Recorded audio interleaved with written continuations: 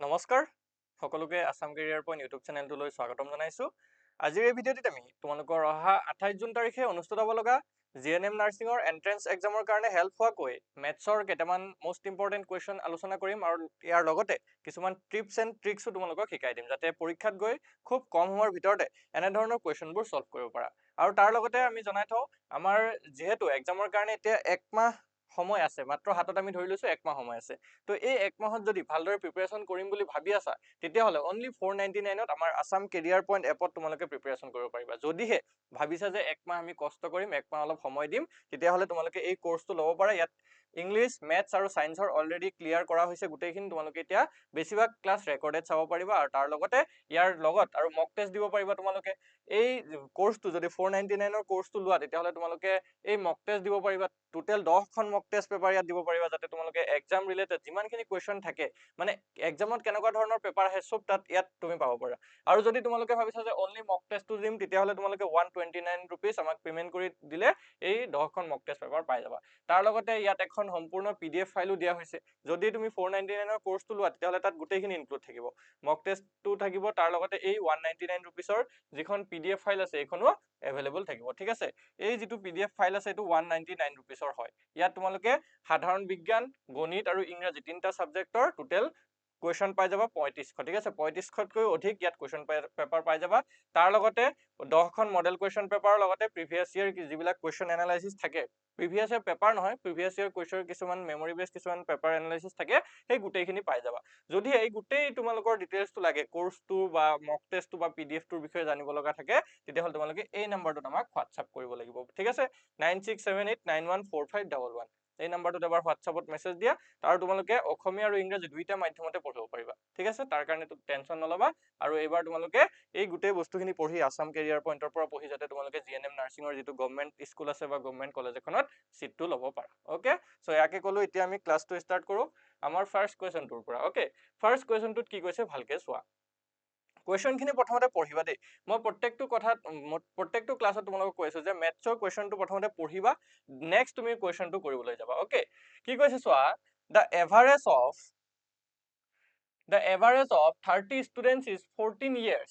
If the teacher's age is included, the average increased by 1 year. Find the teacher's age. কি কৈছে, 30 জন শিক্ষাৰ্থীৰ গড় বয়স হৈছে 14 বছৰ। অ'কে, যদি শিক্ষকৰ বয়সটো আমি যোগ কৰি দিওঁ বা অন্তৰ্ভুক্ত কৰি দিওঁ তেতিয়াহ'লে তাৰ গড় বয়সটো এবছৰ বৃদ্ধি হয় বুলি কৈছে। তো তেতিয়াহ'লে শিক্ষকৰ বয়সটো নিৰ্ণয় কৰক বুলি কৈছে। অ'কে, শিক্ষকৰ বয়সটো কিমান হ'ব আমাক উলিয়াব দিছে। এতিয়া ভালকে চোৱা কি কৈছে, 30 জন শিক্ষাৰ্থী অৰ্থাৎ 30 জন ষ্টুডেণ্টৰ গড় বয়স কিমান হয়, 30 জনৰ গড় দিয়া আছে আমাক, গড় দিয়া আছে 14 বছৰ, হয় নহয়, 14 বছৰ। এতিয়া 30 জনৰ যদি আমি মুঠটো উলিয়াবলৈ যাওঁ, 30 জনৰ মুঠ বয়সটো যদি আমি উলিয়াবলৈ যাওঁ কিমান হ'ব, মুঠটো হৈ যাবগে 14 পূৰণ 30। অ'কে, 14 পূৰণ 30 যদি আমি কৰি দিওঁ, 4 × 12 কৰিলে 1, 3 × 3 = 4, 420। Okay, 420 years। এইটো ভালকে চাবা দেই, 30 জন শিক্ষাৰ্থীৰ মুঠ বয়সটো হৈছেগে 420 বছৰ। এইটো 30 জন শিক্ষাৰ্থীৰ মুঠ বয়সটো। অ'কে, এতিয়া নেক্সট ষ্টেপত কি কৈছে যে যদি আমি শিক্ষক এজনৰ বা শিক্ষকজনৰ বয়স অন্তৰ্ভুক্ত কৰো তেতিয়াহ'লে বয়স যিটো গড় আছে গড়টো এবছৰ বৃদ্ধি পায়।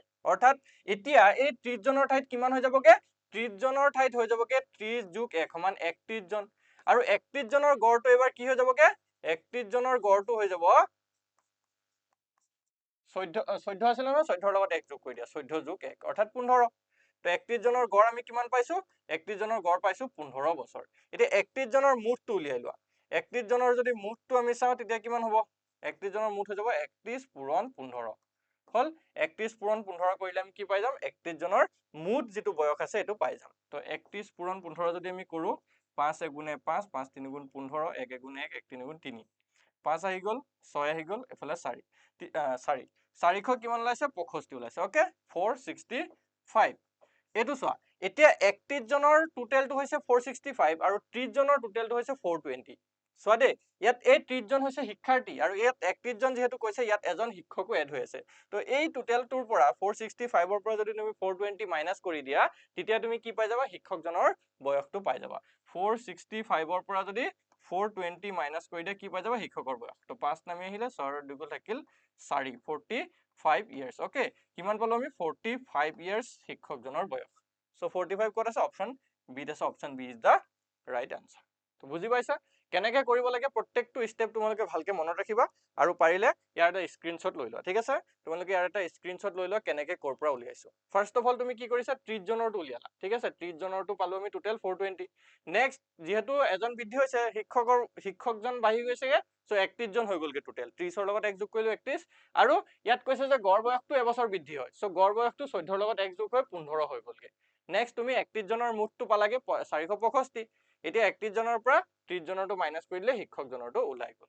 অ'কে, আই হোপ বুজি পাইছা. যদি বুজি নোপোৱা তোমালোকে কমেণ্টত ইয়াৰ যদি বুজি নাপালে জনাবা কমেণ্টত, মই নেক্সট ক্লাছত আকৌ বুজাই দিম. ঠিক আছে, এতিয়া চোৱা 2 নম্বৰ কুৱেশ্যনটোত কি কৈছে? The average of 8 numbers is 24. If 2 numbers 18 and 26 are removed, then what will be the new average?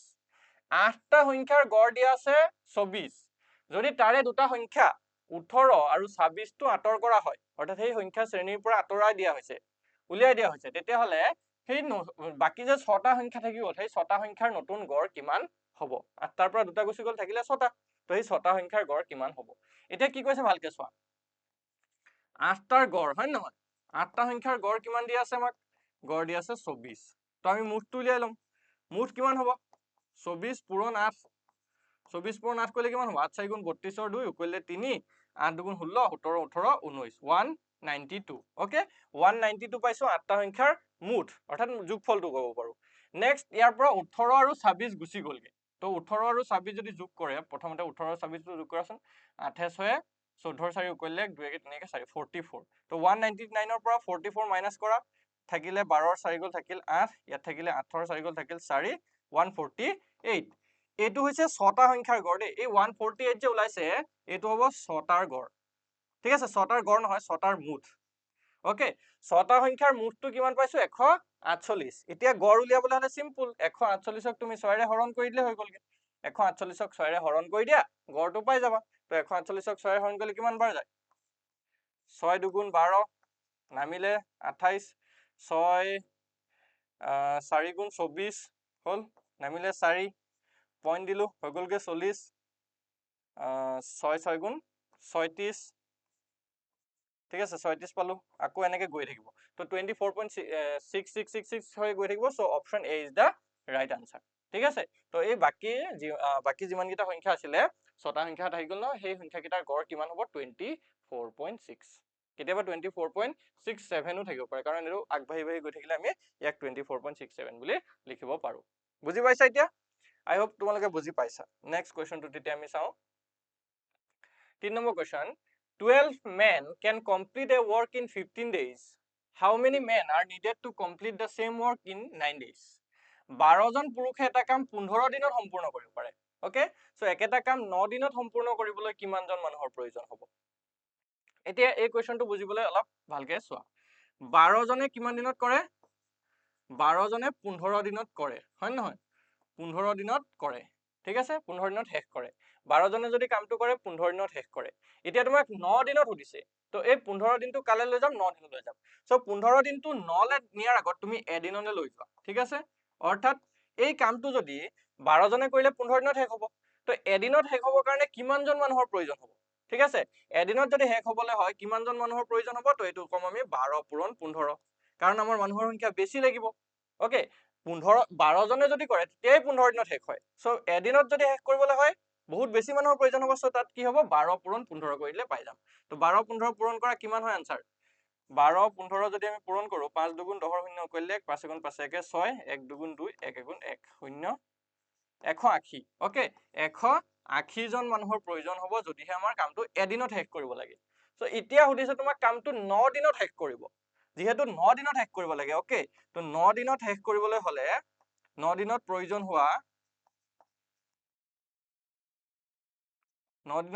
হোৱা ব্যক্তিৰ সংখ্যা কিমান হ'ব? এতিয়া ব্যক্তি হ'ব 180/9. অ'কে, এইটো আছিলে 180. 180 জনে যদি কৰে তেতিয়াহ'লে এদিনত শেষ হ'ব। এতিয়া আমাক 9 দিনত শেষ হ'ব লাগে, তেতিয়াহ'লে 180ক 9ৰে হৰণ কৰিলে হৈ যাব. 9 2 গুণ 18 20. কিমানজন মানুহৰ প্ৰয়োজন হ'ব? 20 জন মানুহৰ প্ৰয়োজন হ'ব. অপশ্যন বি হ'ব শুদ্ধ উত্তৰ.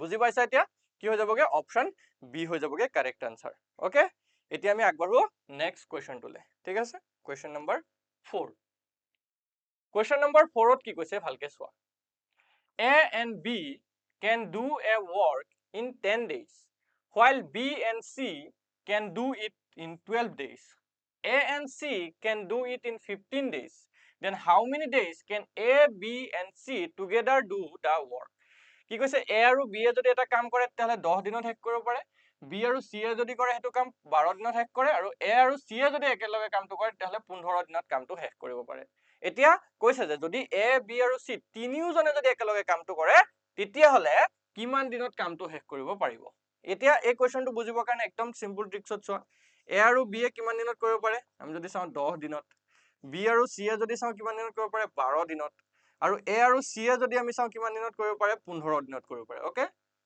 সো কি কৰা 10 12 আৰু 15 এগিটাৰ এলসিএম লোৱা ওকে 10 12 আৰু 15 ৰ এলসিএম যদি আমি চাও এলসিএম উলিয়াবলৈ জানা অলৰেডি আমি শিকাইছো এখিনি সো এটা হৈ যাবগে 60 ঠিক আছে এতিয়া A B ৰ তুমি এফিচিয়েন্সি উলিওৱা B C ৰ এফিচিয়েন্সি উলিওৱা আৰু A C ৰ এফিচিয়েন্সি উলিওৱা অৰ্থাৎ কাৰ্য কৰাৰ ক্ষমতাটো উলিওৱা তো মানে কেনেকে উলিয়া এই 10 এ 60 হৰণ কৰিলে উলাই যাব 10 এ 60 হৰণ কৰিলে যাব ছবাৰ তো A আৰু B ৰ এফিচিয়েন্সি হল 6 B আৰু C ৰ এফিচিয়েন্সি কিমান হ'ব 12 60 হৰণ কৰা 5 12 60 তো B আৰু C ৰ এফিচিয়েন্সি হৈ গলকে 5 A আৰু C ৰ এফিচিয়েন্সি উলালে 15 হৰণ কৰা 60 15 যদি হৰণ কৰা 60 যাব 4 বাৰ ওকে 4 বাৰ গল তো A আৰু B ৰ এফিচিয়েন্সি অৰ্থাৎ কাৰ্যকৰৰ ক্ষমতা হৈছে 6 B আৰু C ৰ হৈছে 5 আৰু A আৰু C ৰ হৈছে 4 এতিয়া তুমি কি কৰিব লাগে A B C তিনিওজনে যেহেতু একেলগে কামটো কৰিব সো তাৰ কাৰণে কি কৰা ইহন কেইটা যোগ কৰিলে যদি এই যেটো আমি এলসিএম পাইছিলো এই কথাটো মনত ৰাখিবা দেই এলসিএম টো কিন্তু মুঠ কাৰ্য হয় যেটো এলসিএম থাকে ন এটো হৈছে মুঠ কাৰ্য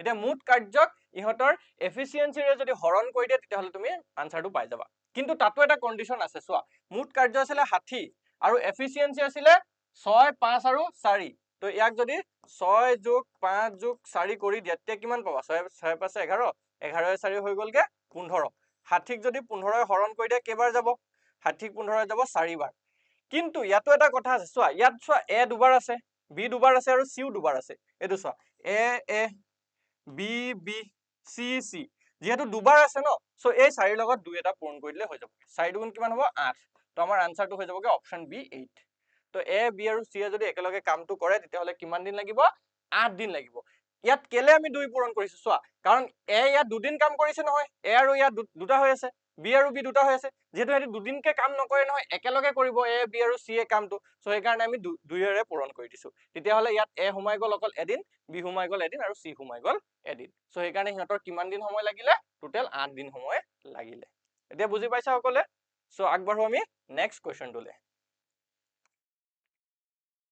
5 নম্বৰ question if sin theta is equal 3/5 then cos theta is equal what এটো ত্ৰিকোণমিতিৰ এটা কোৱেশ্চন হয় আমি sin theta cos theta খিনি অলৰেডি এপত পঢ়িছো ত্ৰিকোণমিতিৰ তিনটা মান ক্লাস অলৰেডি কৰা হৈছে তো এটো একদম ইজি কোৱেশ্চন এটা হয় sin theta ঠিক আছে sin theta আমাক কিমান দিয়া আছে 3/5 দিয়া আছে এতিয়া ত্ৰিকোণমিতিক যিবিলাক ৰেশিও থাকে হেবিলাক আমি সদায় এটা ট্ৰায়াঙ্গলত এপ্লাই কৰিব পাৰো সেই ট্ৰায়াঙ্গলটো হৈছে সমকোণী বা ৰাইট এংগল ট্ৰায়াঙ্গল ঠিক আছে তো সমকোণী ত্ৰিভুজ এটা ধৰি ল লেটস সাপোজ এটো ABC ওকে A B আৰু C তো এটো থিটা বুলি ধৰি লৈছো ওকে এটা যেহেতু এটো থিটা হয় সো এই sin থিটাটোক আমি কি হিচাপে ধৰিব পাৰো আৰু ইয়াত যেটো এই ট্ৰায়াঙ্গল দেখিছো আমি ABC ট্ৰায়াঙ্গল ইয়াত তিনটা বাহু আছে দেখিছানে AC AB আৰু BC এইগিটাৰ নাম আছে তো এই থিটাৰ যেটো ফ্ৰন্টত থকা অৰ্থাৎ অপজিট সাইডত থকা বাহু আছে এটো কোৱা হয় পাৰপেন্ডিকুলাৰ সো এটোক আমি P আখৰে ডিনোট কৰিছো থিটাৰ লগতে থকা যেটো বাহু আছে এটো কোৱা হয়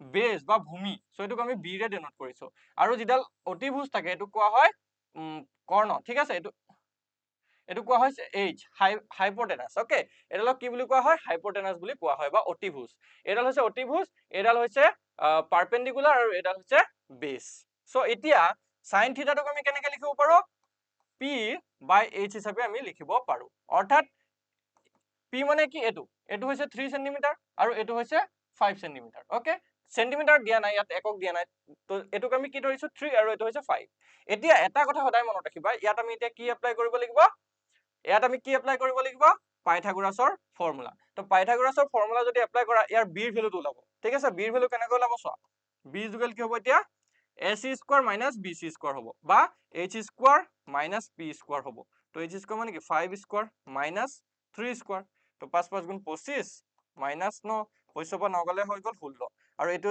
যেহেতু ইয়াত B স্কোয়াৰ থাকে সো এটো B যদি মানে বহুৱাব লাগে তেতিয়াহলে কি হৈ যাবগে B হৈ যাবগে √16 আৰু √16 মানে কিমান 4 হয় আৰু ইয়াৰ B ৰ ভ্যালু তেতিয়া কিমান পাই গলো আমি 4 তো P ৰ ভ্যালু পাই গলো 3 H ৰ ভ্যালু 5 আৰু B ৰ ভ্যালু পাই গলোগে 4 এতিয়া তোমাক কি উলিয়াব লাগে cos θ উলিয়াব লাগে হয় নহয় সো cos θ ইকুৱেল কি হ'ব B/H তো B/H মানে কি 4/5 4/5 is the right answer 4/5 ক'ত আছে অপচন 8 আছে এতিয়া বুজি পাইছা এই পাইথাগোৰাছৰ সূত্ৰটো তোমালোকে মনত ৰাখি থবা আৰু এটা কথা মনত ৰাখিবা যদিহে 5 আৰু 3 দিয়া আছে অৰ্থাৎ সমকোণী ত্ৰিভুজ এটাত এই অতিভুজডাল 5 দিয়া আছে আৰু এডাল 3 দিয়া আছে এটো অটোমেটিক 4 হ'ব বা এটো 5 আৰু এটো 4 দিয়া আছে তো এটো অটোমেটিক 3 হ'ব বা এটো 3 আৰু এটো 4 দিয়া আছে এটো অটোমেটিক 5 হ'ব এটো মনত ৰাখি থোৱাটোৱে ভাল আৰু এইবিলাক কৰি থকাতকে এটো কৰিলে আমাৰ সময় যাব সো এটো মনত ৰাখি থবা এটা যদি 5 আৰু 4 দিয়া আছে দেন ইটো 3 সেন্টিমিটাৰ হ'বই বা 3 একক হ'বই ওকে সো cos θ ৰ ভ্যালু কিমান পাইছো 4/5 পাইছো নেক্সট কোৱেশ্চন যদি আমি চাও if tan θ is equal 4/3 then sec θ is equal what okay যদি হে tan θ ৰ ভ্যালু 4/3 হয় এতিয়া tan θ টো কি হয় ভালকে চোৱা ইয়াতো আমি আকৌ এটা ট্ৰায়াঙ্গল আঁকি লৈছো এটো ধৰি লৈছো θ a b c ওকে এটো আমি p পাইছিলো এটো আমি h পাইছিলো আৰু এটো b পাইছিলো এটা tan θ মানে কি হয় ভালকে চোৱা দেই tan θ ৰ ভ্যালুটো হৈছে p/b ওকে p/b তো p মানে হৈছে 4 এটো হৈছে 4 আৰু এটো b এটো মানে হৈছে 3 তো এটো যদি 4 হয় এটো যদি 3 হয় মই তোমালোকক কৈছো h ৰ ভ্যালু কি হ'ব h ৰ ভ্যালু হৈ যাবগে 5 এটা b ৰ ভ্যালু পাইছো 3 p ৰ ভ্যালু পাইছো 4 h ৰ ভ্যালু পাইছো 5 এতিয়া তোমাক কি উলিয়াব দিছে sec θ উলিয়াব দিছে তো sec θ ইকুৱেল কি আছিলে sec θ ইকুৱেল কি আছিলে cos ৰ উল্টা cos টো আছিলে b/h তো এটো হৈ যাবগে h/b h/b মানে কি h মানে আছিলে 5 আৰু এটো আছে 3 5/3 হ'ব আমাৰ আনসার 5/3 5/3 ক'ত আছে অপশন ডি আছে okay option D is the right answer so আমি এইকিটা জানিব লাগে okay sin θ cos θ tan θ cot θ sec θ cosec θ এইকিটাৰ value কি হয় ধুনিয়াকে মনত ৰাখি থোৱাটো ভাল সো আগবাঢ়ি দিও আমি next কোৱেশ্চনটোলে the roots of x square minus 9 is equal 0 are অৰ্থাৎ x square minus 9 is equal 0 এই যেটো আমাৰ দ্বিঘাত বহুপদ দিছে বা সমীকৰণ দিছে এই সমীকৰণটোৰ যিকিটা ৰুট মানে কি আছিল মূল বা কি হয় উৎপাদক গিটা কি হ'ব সো ইয়াত যদি তুমি অলপ ভালদৰে চোৱা x square minus 9 is equal 0 আছে হয় নহয় ইয়াত যদি অকমান ভালদৰে চোৱা 9 টোক আমি কি লিখিব পাৰো 3 স্কয়াৰ বুলি লিখিব পাৰো তো এটো কি হৈ যাব x square minus 3 square is equal 0 হৈ যাব এতিয়া তুমি এই ফৰ্মুলাটো আমাৰ এলজেব্ৰাত আমি পাইছিলো এটো কি পাইছিলো যে a square minus b square যদি এনেকুৱা ক'বাত থাকে তেতিয়াহলে আমি কি লিখিব পাৰো a minus b a plus b হিচাপে আমি লিখিব পাৰো এটো আছিল ফৰ্মুলা এটা তোমালোকে নোট কৰি লবা সো ইয়াত চোৱা a square minus b square দৰে হৈছে নাই তো আমি এটো কি লিখিব পাৰো x minus 3 x plus 3 হিচাপে লিখিব পাৰো is equal 0 সো ইয়াৰ পৰা হ'বগে x minus 3 is equal 0 and x plus 3 is equal 0 okay তো ইয়াৰ পৰা পাইছো x ৰ ভ্যালু 3 আৰু এটা x ৰ ভ্যালু পাইছো -3 সো 3 আৰু -3 ক'ত আছে অপশন বি ত আছে অপশন বি টোৱে হৈ যাবগে আমাৰ কাৰেক্ট আনসাৰ এতিয়া বুজি পাইছা অপশন বি টো হৈ যাবগে আমাৰ শুদ্ধ উত্তৰ আই হোপ বুজি পাইছা সকলে যদি বুজি নপোৱা কমেন্টত জনাবা আৰু এতিয়া আগবাঢ়ো আমি নেক্সট কোৱেশ্চনটোলে ঠিক আছে এই কোৱেশ্চনটো ভালকে চোৱা a train 180 meter long crosses a platform 220 meter long in 20 seconds then what is the speed of the train 180 metre দৈৰ্ঘ্যৰ ট্ৰেইন এখনে 220 মিটাৰ দৈৰ্ঘ্যৰ প্লেটফৰ্ম এখন 20 সেকেন্ডত অতিক্ৰম কৰিলে তো ট্ৰেইনখনৰ গতিবেগ কিমান হ'ব উলিয়াব দিছে তোমাক ট্ৰেইনখনৰ গতিবেগ কিমান হ'ব আমাক উলিয়াব দিছে সো ইয়াত যদি চোৱা তুমি ইয়াত আমাৰ স্পীড ইকুৱেল আমি জানো সকলো হয় নহয় speed equal distance upon time এটো আছিল ফৰ্মুলা এটো একদম ইজি ফৰ্মুলাটো মানে স্পীডৰ সবতকে বেসিক ফৰ্মুলাটো speed equal distance upon time মানে দ্ৰুতি ইকুৱেল কি আছিল দ্ৰুতি সমান কি হ'ব দূৰত্ব আৰু তলত কি হ'ব সময় এটো মনত ৰাখি থলে হ'ল এতিয়া ইয়াত দূৰত্বটো কেনেকৈ উলিয়াম ইয়াত 180 মিটাৰ দিছে আৰু 220 মিটাৰ দিছে তো ডিসটেন্সটো এটো হ'ব 180 প্লাস 220 হৈ যাব ঠিক আছে যেহেতু ইয়াত ট্ৰেইন আৰু প্লেটফৰ্মটোৰ যেটো দূৰত্ব থাকে এটো আমি যোগ কৰি দিম সো এটো কিমান হৈ যাবগে 0 8 8 2 10 শূন্য কৰিলে 1 2 1 3 1 4 হল 400 মিটাৰ ডিসটেন্স কিমান হৈ গলগে 400 মিটাৰ এতিয়া তোমাক কি কৈছে যে যেটো টাইম লাগিছে এটো কিমান লাগিছে টাইম লাগিছে 20 সেকেন্ড ঠিক আছে 20 সেকেন্ড এতিয়া তোমাক কৈছে যে ট্ৰেইনখনৰ গতিবেগ কিমান স্পীড কিমান সো স্পীড আমি এটোৱে সূত্ৰ লগাম ডিসটেন্স আপন টাইম তো ডিসটেন্স হৈ গলকে 400 টাইম হৈ গলকে 20 সেকেন্ড হল কিন্তু এটোতো মিটাৰত আছে আৰু এটো সেকেন্ডত আছে মিটাৰ পাৰ সেকেন্ড কিন্তু ইয়াত চোৱা তোমাৰ প্ৰত্যেকটো অপচনত আছে kilometre per hour kilometre per hour kilometre per hour so আমি মিটাৰ পাৰ সেকেন্ডক কিলোমিটাৰ পাৰ আৱাৰলে নিবলেও এটো ফৰ্মুলা আছে সো সেই ফৰ্মুলাটো হৈছে তুমি এই যেটো আমি এটো মিটাৰ পাৰ সেকেন্ডত পাইছো ইয়াৰ লগত 18/5 এটা পূৰণ কৰিলে হৈ যাব কি পূৰণ কৰিম আমি 18/5 তেতিয়া এটো কি হলে কনভাৰ্ট হৈ যাবকে কিলোমিটাৰ পাৰ আৱাৰলে কনভাৰ্ট হৈ যাব এতিয়া তুমি 0 0 কেনসেল কৰা 2 এ যদি 18 কাটা 9 বাৰ যাব 5 এ যদি 40 কাটা 8 বাৰ যাব সো 8 9 গুণ কিমান হৈ গলগে 72 কিলোমিটাৰ প্ৰতি ঘন্টা তো ট্ৰেইনখনৰ দুটি কিমান আছিল 72 কিলোমিটাৰ প্ৰতি ঘন্টা অপচন বি হৈ যাবগে 77 এতে মনত ৰাখিবা যে যদি কবাত মিটাৰ পাৰ সেকেন্ড দিয়া আছে ওকে মিটাৰ পাৰ সেকেন্ডক যদি কিলোমিটাৰ পাৰ আৱাৰলে নিব লাগে তেতিয়া তাৰ লগত কি পূৰণ কৰিব লাগে 18/5 আৰু যদিহে কবাত কিলোমিটাৰ পাৰ আৱাৰ দিয়া আছে তাক যদি তুমি মিটাৰ পাৰ সেকেন্ডলে নিব লাগে তেতিয়া হলে তাৰ উল্টা কৰি দিয়া 5/18 পূৰণ কৰি দিয়া ওকে 5/18 এটা পূৰণ কৰি দিবা এই দুটা তোমালোকে মনত ৰাখি থোৱাটো ভাল হ'ব কাৰণ এক্সামত ইয়াৰ পৰা প্ৰশ্ন আহিব পাৰে ওকে সো আগবাঢ়ো আমি নেক্সট কোৱেশ্চনটোলে নেক্সট কোৱেশ্চনটো চোৱা two trains of length 150 meter and 250 meter are running in opposite directions at a speed of 54 km per hour and 36 km per hour respectively time taken to cross each other is কি কৈছে চোৱা 150 metre আৰু 250 metre দৈৰ্ঘ্যৰ দুখন train বিপৰীত দিশত ক্ৰমে 54 kilometre প্ৰতি ঘণ্টা আৰু 36 কিলোমিটাৰ প্ৰতি ঘণ্টা বেগত চলি আছে মানে এখন যদি এফালে গৈছে আৰু এখন এফালে আহিছে ওকে এখনৰ স্পীডটো হৈছে 54 কিলোমিটাৰ পাৰ আৱাৰ আৰু এখনৰ হৈছে 36 কিলোমিটাৰ পাৰ আৱাৰ আৰু এখন ট্ৰেইনৰ দৈৰ্ঘ্যটো হৈছে 150 মিটাৰ আৰু ইখন ট্ৰেইনৰ দৈৰ্ঘ্যটো হৈছে 250 মিটাৰ ওকে 250 মিটাৰ ঠিক আছে এতিয়া হুদিছে তোমাক যে এই ট্ৰেইনখনটো ক্ৰস হ'ব সেই ক্ৰস হতে কিমান সময় লাগিব সো তাৰ কাৰণে তুমি প্ৰথমতে কি কৰিবা যেটো সময় টাইম উলিয়াব লাগিব সো টাইম উলিয়াও ফৰ্মুলা আমি লগাম তাৰ আগতে আমি কি উলিয়াই লম ডিসটেন্স উলিয়াই লম তো ডিসটেন্সটো কি হ'ব ইয়াত এই 150 আৰু 250 টো প্লাস কৰি দিয়া ওকে 150 প্লাস 250 মিটাৰ হ'ব হল তো এটো কিমান হৈ যাব এটো সেম 400 মিটাৰ হ'ব 400 মিটাৰ নেক্সট তোমাক কি কৈছে ইয়াত নেক্সট তোমাক কি কৈছে যেহেতু দুটা অপোজিট ডাইৰেকশনত যাব সো ইহঁতৰ যেটো স্পীড হ'ব স্পীডটো আমি প্লাস কৰিব লাগিব 54 প্লাস 36 কৰি দিম তো এটো কিমান হৈ যাবগে এটো হৈ যাবগে 90 কিলোমিটাৰ পাৰ আৱাৰ হল 90 কিলোমিটাৰ পাৰ আৱাৰ এতিয়া তোমাক কৈছে যে সময় কিমান লাগিব হেতু সুধিছে ওকে সো ডিসটেন্স ইকুয়াল কি আছিল স্পীড ইকুয়াল কি আছিল ডিসটেন্স আপন টাইম তো টাইম ইকুয়াল কি হৈ যাব ডিসটেন্স আপন স্পীড ডিসটেন্স তে হ'ব 400 মিটাৰ আৰু স্পীডটো হ'ব 90 কিলোমিটাৰ পাৰ আৱাৰ কিন্তু ইয়াত চোৱা 400 বাই কি হৈ যাবগে 90 কিন্তু ইয়াতো এটা কন্ডিশন আছে কন্ডিশনটো কেনেকুৱা চোৱা কন্ডিশনটো হৈ গলগে ইয়াত আছে মিটাৰত আৰু ইয়াত আছে কিলোমিটাৰত সো মিটাৰৰ পৰা যেটো কিলোমিটাৰ এই 90 কিলোমিটাৰ পাৰ আৱাৰটো যদি আমি মিটাৰ পাৰ সেকেন্ডলৈ লৈ যাওঁ কিহেৰে পূৰণ কৰিব লাগে বুলি কৈছিলো 5/18 এৰে পূৰণ কৰি দিলে হৈ গলগে সো এফালে 0 0 কেনসেল আমি যদি চাও তাৰ পিছতে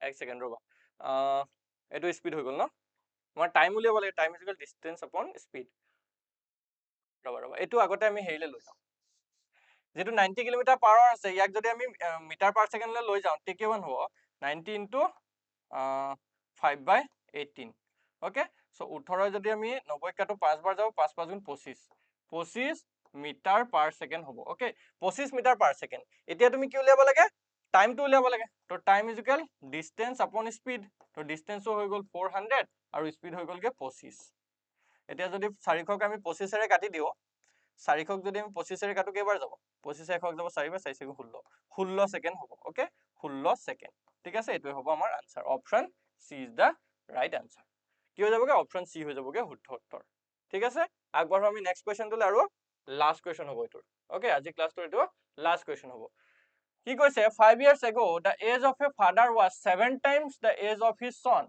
if the son is now 10 years ago or 10 years old then the father's present age is কৈছে 5 বছৰ আগতে এজন পিতৃৰ বয়স তেওঁৰ পুত্ৰৰ বয়সৰ 7 গুণ আছিল। যদি পুত্ৰৰ এতিয়া বয়স 10 বছৰ হয় তেন্তে পিতৃৰ বৰ্তমান বয়স কিমান? ভালকে চোৱা দেই। বৰ্তমান পুত্ৰৰ বয়স কিমান? বৰ্তমান পুত্ৰ কিমান হয়? 10 বছৰ। ওকে, বৰ্তমান পুত্ৰৰ বয়স কিমান হয়? 10 বছৰ হয় বয়সটো। তো 5 বছৰ আগতে কিমান আছিলে পুত্ৰৰ বয়স? অবভিয়াছলি আমি কম যে 10ৰ পৰা 5 মাইনাছ কৰি দিয়া। 5 বছৰ আছিলে। ওকে, 5 বছৰ আছিলে। আৰু 5 বছৰ আগতে পিতৃৰ বয়স তেওঁৰ পুত্ৰৰ বয়সৰ 7 গুণ আছিলে। তেতিয়া 5 বছৰ আগতে যদি পুত্ৰৰ বয়সটো পুত্ৰ যদি 5 বছৰ আছিলে তে পিতৃ কিমান আছিলে? পিতৃ কিমান আছিলে? 7 পূৰণ 5, 7 গুণ আছিলে যিহেতু বুলি কৈছে। তো 7 5 গুণ কিমান? 35 বছৰ হ'ল। এইটো কিমান? এইটো কেতিয়াৰ কথা? এইটো 5 বছৰ আগৰ কথা। ওকে, 5 বছৰ আগৰ কথা। 5 বছৰ আগত কি আছিলে? পিতৃৰ বয়সটো আছিলে 35 বছৰ। তো বৰ্তমান কিমান হ'ব? 5 বছৰ বেক কৰি দিয়া, অৰ্থাৎ 5 বছৰ পিছুৱাই দিলে কি হ'ব? 35ৰ লগত 5 যোগ কৰি দিয়ে 40 বছৰ হ'ব। হ'ব নাই? 40 বছৰ হৈ যাব আনসাৰ। অপশ্যন কি হৈ যাবগে? B is the right answer. এইটো একদম ইজি কুৱেশ্যন হয়। ভালকে আকৌ এবাৰ কৈ দিছো শুনি লোৱা। বৰ্তমান পুত্ৰৰ বয়স হৈছে 10 বছৰ। তো 5 বছৰ আগতে 5 বছৰ হ'ব। 10ৰ পৰা 5 মাইনাছ কৰিলে 5 হ'ব। তে 5 বছৰ আগতে আকৌ পিতৃৰ বয়সটো আছিলে পুত্ৰৰ 7 গুণ। তো 7 5 গুণ 35। তো 5 বছৰ আগতে যদি 35 আছিলে বৰ্তমান 40, সেইটোৱে কথা চিম্পল। তো এইটোৱে হৈছিলে আজিৰ ক্লাছটো। চ' আই হোপ তোমালোকৰ কুৱেশ্যনখিনি ভাল লাগিলে। যদিহে তোমালোকৰ ভিডিঅ'টো ভাল লাগি থাকে ভিডিঅ'টো এটা লাইক কৰি দিবা আৰু আমাৰ চেনেলটো ছাবস্ক্ৰাইব কৰি ল'বা, ঠিক আছে? আৰু যদিহে তোমালোকে PDF টো ল'ব বিচাৰিছা বা তোমালোকে যদি কোৰ্চটো ল'ব বিচাৰিছা বা তোমালোকে যদি মক টেষ্ট ল'ব বিচাৰিছা তেতিয়াহ'লে আমাক কণ্টেক্ট কৰা, ঠিক আছে? বেছি দিন যিহেতু সময় নাই তোমালোকে খুব সোনকালে আমাৰ সৈতে কণ্টেক্ট কৰা, ঠিক আছে? এইটো হৈছে ফুল কোৰ্চটো, এইটো হৈছে মক টেষ্টটো 129 ৰুপিছত মক টেষ্ট দিব পাৰিবা। আৰু PDF ফাইলটো যদি তোমালোকে এতিয়া যিহেতু আমাৰ কোৰ্চৰ ভিতৰত এই PDF ফাইলটো ফ্ৰী অফ কষ্টত দিয়া হৈছে, ওকে? ফ্ৰী অফ কষ্টত তোমালোকে পাই যাবা, ঠিক আছে? যদিহে তোমালোকে 499ৰ কোৰ্চটো লোৱা। নহ'লে এই PDF টোৰ প্ৰাইচ 199 হয়, কোৰ্চ মক টেষ্টটোৰ প্ৰাইচ 129 ৰুপিছ হয় আৰু ফুল কোৰ্চটোৰ প্ৰাইচ 499 ৰুপিছ হয়। তোমালোকে যদি ল'ব বিচাৰা এই নাম্বাৰটোত এবাৰ আমাৰ হোৱাটছআপত মেছেজ কৰিলে পাই যাবাগে, ওকে? চ' আজি ক্লাছটো ইমানেই আছিলে। ক্লাছটো চোৱাৰ কাৰণে ধন্যবাদ জনাইছো আৰু নতুন এটা ক্লাছত তোমালোকক সকলোকে লগ পোৱাৰ আশাৰে আজি এই ক্লাছটো সমাপ্ত কৰিছো। ধন্যবাদ।